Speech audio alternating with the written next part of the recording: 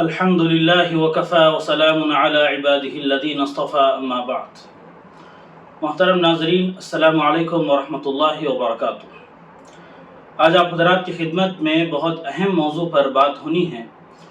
وہ ہے، جیسا کہ آپ حضرات جانتے ہیں کہ بس رمضان بالکل قریب ہے، بس آنے ہی والا ہے، تو رمضان سے پہلے رمضان کی اہمیت اور فضیلت معلوم ہونی ضروری ہے، تاکہ ہمیں اعمال کرنے میں دلچسپی ہو اور رغبت پیدا ہو۔ جب تک ہمارے سامنے فضیلت کسی چیز کی نہیں ہوگی، اہمیت نہیں ہوگی، اس سے ہم خاطر کا فائدہ نہیں اٹھا سکتے۔ تو آج جو بات آپ حضرات کی خدمت میں عرض کرنی ہے، وہ میں اپنے الفاظ کے بجائے نبی اکرم صلی اللہ علیہ وسلم کا وہ خطبہ پیش کروں جو نبی اکرم صلی اللہ علیہ وسلم نے شعبان کی آخری تاریخ کو صحابہ رضی اللہ عنہ اجمعین کے سامنے بیان فرمایا تھا، وہ زیادہ بہتر ہوگا۔ روایت ہے، حضرت سلمان فارسی رضی اللہ عنہ بیان فرماتے ہیں کہ نبی اکرم صلی اللہ علیہ وسلم نے ہمیں ممبر پر کھڑے ہو کر خطبہ ارشاد فرمایا شعبان کی آخری تاریخ کو۔ وہ خطبہ تھا، اے لوگو، تم پر ایک عظیم مہینہ آنے والا ہے، اور ایسا مہینہ جس میں ایک رات ایسی ہے، شب قدر، جو 1000 مہینوں سے افضل ہے، یعنی اس ایک رات میں عبادت کرنا 1000 مہینے عبادت کرنے سے افضل اور بہتر ہے۔ اور اللہ تعالیٰ نے اس مہینے کے روزوں کو فرض کیا اور رات کی عبادت کو نفل قرار دیا ہے۔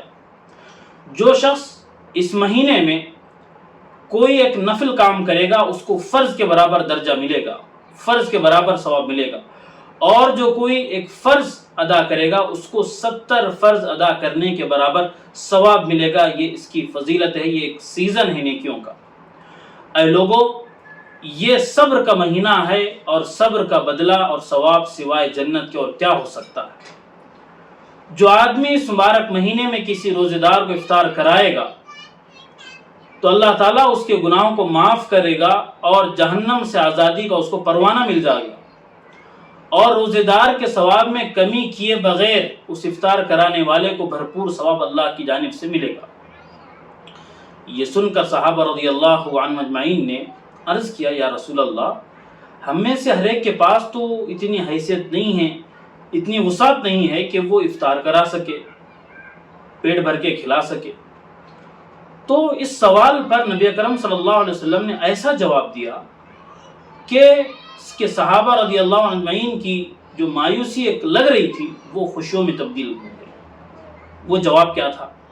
فرمایا، اللہ تعالیٰ کا یہ نام اللہ کے ہر اس بندے پر ہے جو کسی ایک روزے دار کو ایک گھٹ پانی پلائے گا، ایک کھجور کھلائے گا، اتنی چھوٹی سی بھی کام کرے گا، اتنا چھوٹا سا عمل بھی کرے گا روزے دار کے ساتھ، تو یہ فضیلت میں وہ بھی شامل ہوگا۔ پھر آپ صلی اللہ علیہ وسلم نے فرمایا کہ یہ ایسا مہینہ ہے جس کا پہلا عشرہ رحمتوں والا ہے، دوسرا عشرہ مغفرت والا ہے، اور تیسرا اور آخری عشرہ جہنم سے آزادی اور جہنم سے خلاصی کا ہے۔ جو شخص اس مہینے کے اندر اپنے خادم اور ملازم نوکر چاکر سے بوجھ کو ہلکا کرے گا، اللہ اس کی مغفرت فرما دے گے اور آگ سے اس کو آزادی کر دے گے۔ اور آخری بات بیان فرمائی، اے لوگو، اس مہینے میں 4 چیزوں کی کثرت کرو، 4 چیزوں کو کثرت سے کیا کرو۔ نمبر 1، کلمہ طیبہ کی کثرت، یعنی لا الہ الا اللہ محمد رسول اللہ، اس کو کثرت سے پڑھو۔ دوسری بات بیان فرمائی کہ اس مہینے کے اندر استغفار کا زیادہ سے زیادہ اہتمام کرو، یعنی استغفر اللہ، اپنے گناہوں کی معافی اللہ سے مانگنا، اس کو استغفار کہا جاتا ہے۔ اور تیسری بات بیان فرمائی، اس مہینے میں جنت کی طلب کرو۔ چوتھی بات، اس مہینے کے اندر جہنم سے پناہ مانگو۔ 4 باتیں بیان فرمائی کہ اس کو کثرت سے اس مہینے کے اندر کرنا ہے۔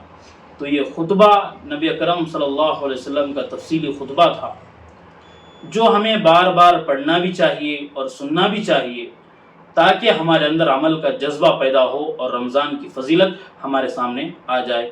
اللہ تعالیٰ سے دعا ہے، اللہ تعالیٰ آنے والے رمضان مبارک کو ہم تمام کے لیے خیر کا ذریعہ بنائیں، اور صحت کے ساتھ، تندرستی کے ساتھ عبادتوں میں اس مہینے کو اللہ گزارنے کی توفیق عطا فرمائیں۔ وآخر دعوانا ان الحمد للہ رب العالمین۔